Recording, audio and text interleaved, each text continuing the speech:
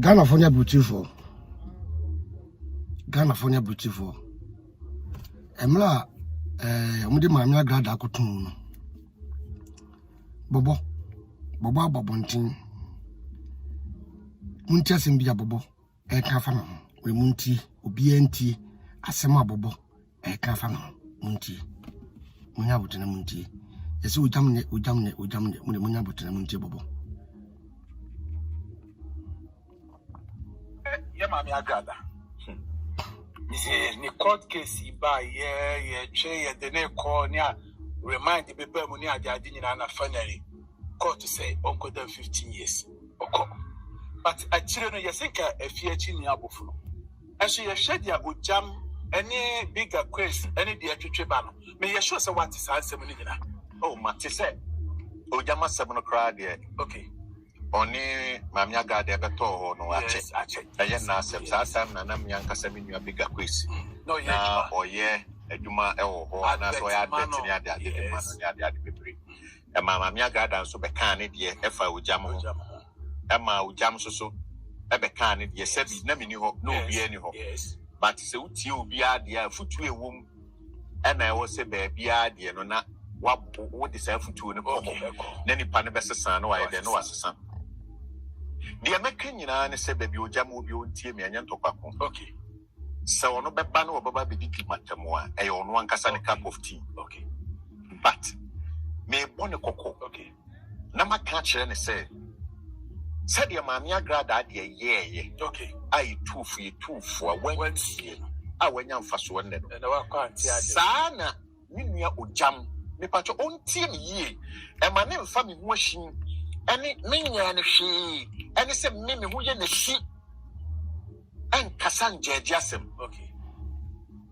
On tie me ye no mfa mu aba. Okay. Na o kina bi wan hwe ya obetena se aka se bobo penasem enti amekasasa. Okay. O jam na nkasa nim sa mentano. Okay. Na me hia na bi wo me hu amitimi yima no. Na nsan ya oye ne ho takra o jam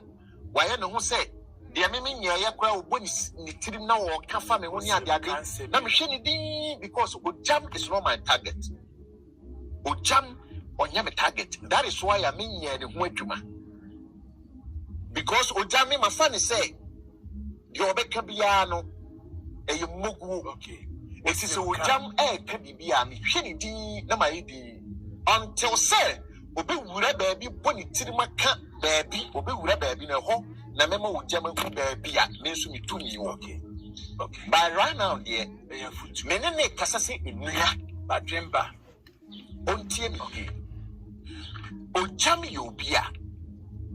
sa sem we ba ya mami agrada de ba ye wo se ojam kra de tu ne hofu. Ye say ye chin mami agrada wo se ojam de tu ne hofu. Okay. Because ena de me fa eja de me fa ena de kro no ba eno so na ye kase ya. Mami agrada echo court no nim say sebi ono de court bi oba na problem bi ani ho sebi o me kase wan fani bi mpan to fie ye no nim say oba sa ko that emra chichire no efie kwanya no mpo wangu ena okoye but ojam fa mami agrada de we nya futu sam say so ojam hye ya me mom paye man says massa but ojam anhye ya ojam obeko prison the tie ojam beko prison ni say debia ojam ko cells ba debia yesi ojam akoka asem se ni ade ne ko cells debia yesi ojam akoise ni ade ne ko cells kwadwo me catch me nwa ojam mo afa asem we serious e bedru be do obefa asem we tra ewo ba ko bia obekwa furniture adanwa ya de be kokko to aduani comfort na tum asem we ojam pa on demi na on fam asem we setra mami agrada de be yinira ye ka bi ye wode ye kan ya amma social media mpo a bebre ye me dance forward ye me de kafa ma me ne ho ojam should be very careful. Ghana for the beautiful Mati Bobo Musem. I tell my Amiga Grada to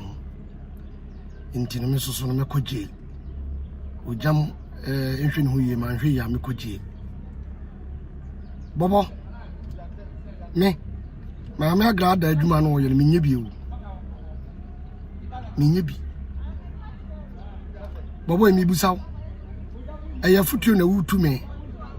ana se ma nhwe ya me kɔ jail me pacho me bɔkoro no wukuru me ya me di kokain na nante onipa ya ade a enye na me ka ho asem obi nka ncham se me bɔkoro no ana me horo me nwa na mawe wo ye brofo dia me ba be plastic o se obi atra krom ya adidi obi atamana so obi aya ade am obi aka am ya na kotum o jail ho da on bi da say obi ya ade na enye ne ka ho asem ne din ko jail ya ko mahama ko no kora ya papa mahama ko dem say papa mahama ba bonte be ka kire Ghana for say Ghana for wo short mamle enya tem didie adan ke nkoche mahama ne fa no court aso mahama o ka kire say Ghana for short mamle men aso sala ya sa to aba ma no wo ye bone a enipa na beka wo ye ade enya de enipa betwi onim ano nkire say sabie so adwuma na me ye no police station mamuda no kra de e ba akopɛ ni ntwam kontompo ntu obi so anam koye obi ho aho ya anam nya madwe se obi mu na nya me de ana kwa me faso me didie no enya koro no ena enya awi ena enya asa me ba awi aso ni nsame me nzan obi da obi yere me mpɛ obi ge me mpɛ de obi nya me wo ho se obi ya de enye ne me ba ba kire wunyansa hu se de wo ye ne apart from that e de ne me kwa kodem ho bobo enti se me di nsamfo na me ka kire mo na obi di me ko police station ni ejeli ni a eye wotan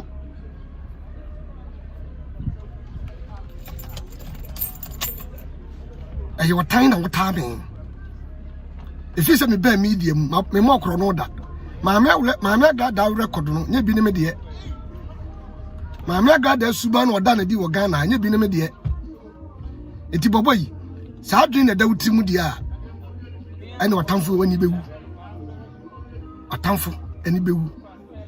wo ya ade ne bobo wo ya ade anya me ka kire wo me ma onko wo nya me ho tambe na obenya me ho tam abenya me ho aye de tambe o tam abambo yi wo benya wo ho se wo bedi nsamfo se de wo kan ma ba be kan bi a kire wo apart from that dey ya na wo so le a wo to no mo a wo petran dia na so pesa na udin ni bobo udin ni kofo mo a na me maba na ma be peja mo ma be peja udin na mo wana bobo e pa cho me ye kronfo me di obire mu jimi na me ka kire mo mo nsamfo mu die na me ka kire wo se wojam anhwe yi a me ko police station me ma me ko na me ma bobo yi me pa cho me duru wo mo pombo nhye me de minim na me ka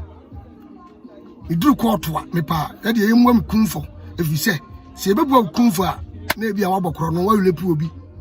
so obi di nsamfo no me ka kire no ase wojama didi matem wojama tuwe ho wojama kanko asem ti no mesasa mo nko chena mfa no nko jail bobo adwiri mo omle ho adwiri mo omle e dia no na chese se ya di mi ko jail ma me gada ko jail ya di mi ko jail na me so me ko dem krum ya wan na nko obi asem amia gada record mi kura bi me pa cho me pa brochire ba me pa brochire ma me nya business bia me kwaji obi yire me kwaji obi me kwaza obi nkwaje ne kapre nti die na chese me ma hwe ya ya de mi ko jeri me kwakodem uji media me ba betia wo ensesan na ensesa so da kopum se me wuo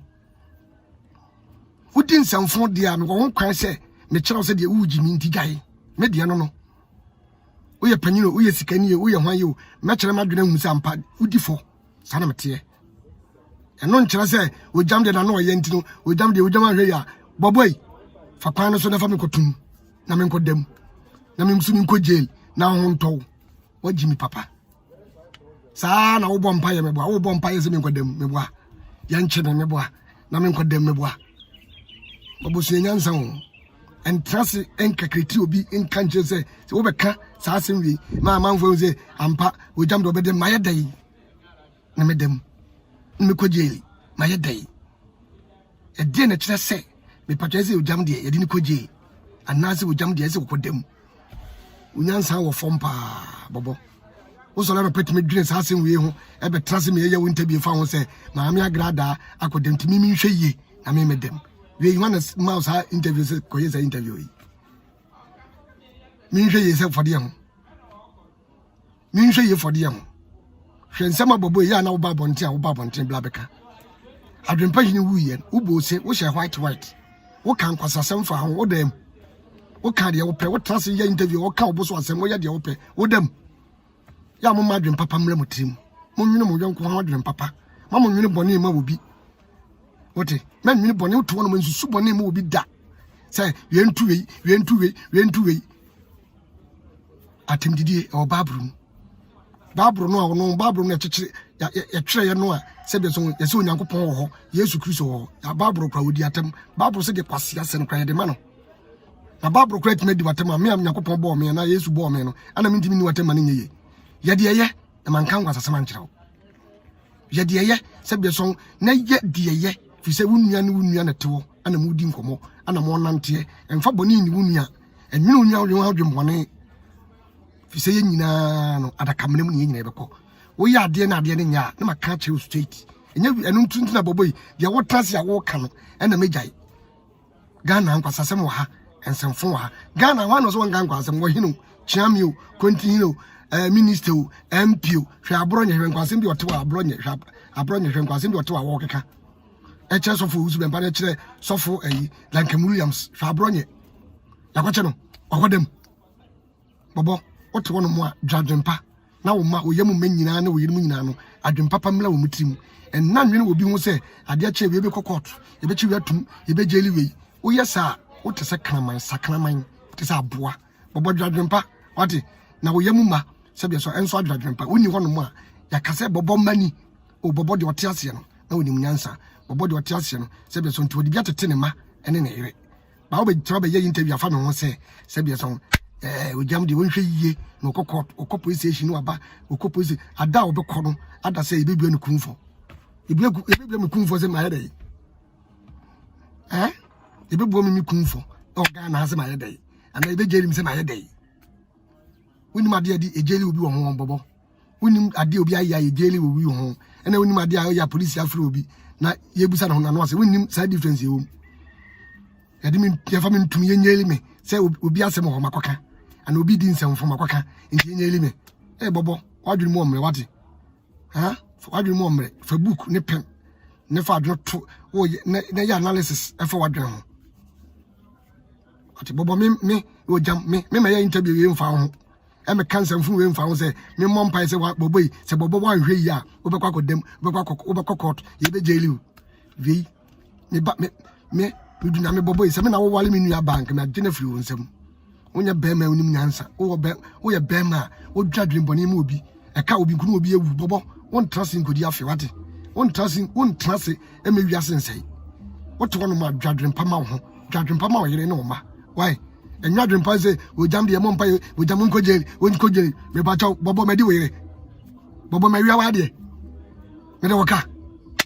me no na nantie me no na nam wajim papa wate so nyansa na dwadwen pa fa onua ho na nsi wiye why bobo wontibi nya bibia ma mi wajam mi nsuro wontibi nya bibi enkyere me ma mi nsuro se do kan baba be di watam mi me di watam ba ya kanyansa sam ma manfo emu en respecte kanyansa sam papa pay mo bobo papa pay mo wo yere wo ma ti wa wo trans ya wo yes interview e fa me ho no abeboa amwa kwa ana bobo mfa nshi wadwi mu se wani eden e bia wo chini ana se be so ukukọ hanu ti wo tetame amama ba wo trap mu na bia wa me achime ubetimi ame achime by mese pie free se atemdidie ene nkwasasam ene se be so obi ya de na wo tea no ye njeli obi wo ho ti bobo fashi wadwum se me nsuru fashion wadwum se mi wo jam bobo mi nsuro ye ka obi am suro no pa wo bobo onka ho oba o manu awu bobo o manu awu no ye de camera si wo so o mbeke kan kwasasem si obi beke kan kwasasem si wo mu a wo sinifo no mu suro bobo mu suro no wo mu wo ho media de mi nsuro kura suenyansa awo kasa menyansa ni adwen papa ne yi adwen boni firi utim ne ja awudie sem ne wo bobo wo utim no bobo wo be ka asem du na ye nkwasa sem a meba be yiwa no wo ka asem bobo wo ka asem so ne nyansa so go mususu a meba wo ba so fi se mentao minchiri wanu masem ana nyansa nim me bompa ye so jam fan sound say wan hwe ye ni wan sesani sumanya obekọ jeli mi suban ayedai mom pene kure wuchi ne kure wote ne kure na mo bofuno mo te biem kontompo me ba biem kontompo woni jimi wo mi ni ho ba biem nyansa ne adwene ne wisdom go no na me wo se wiase ni pe wo wiase nyina ye nyina ba ko to bit me go on mo anu wo soliti obi na wo tu obi adu na obi ne moduro so sa mo kind of sa jimi no me nka ho bobo opa ya de 2 10 20 and opa yanko bank yanko police station yanko se san yi bond to say bobo ima me nka wasem ba na wa jimi ameka we eya video bobo mbisa we eya video we eya video asem a wo ka wo bi wa no aka amani pa no hunu se ampa se no kire no a wo pe bibi to no a wo pe munyina mani bobo de se maka kire wani bogu ase anza na wo bobo we interview papa interview we interview a se bema wo ba kokoma wo se wo na wo ye mature wo ye interview afa we me ho se ma amna ga da akwadem tibi so enche be so be akwadem bobo what drink to say rice water what drink bobo what drink to say rice water e dey si kire gum na tinsuo bobo Jimmy so bi ntimi nka wasem a me meka kire wo suenyansa enwunu ho adwum emfo bi ho adwum boni nhye wuti mu da sia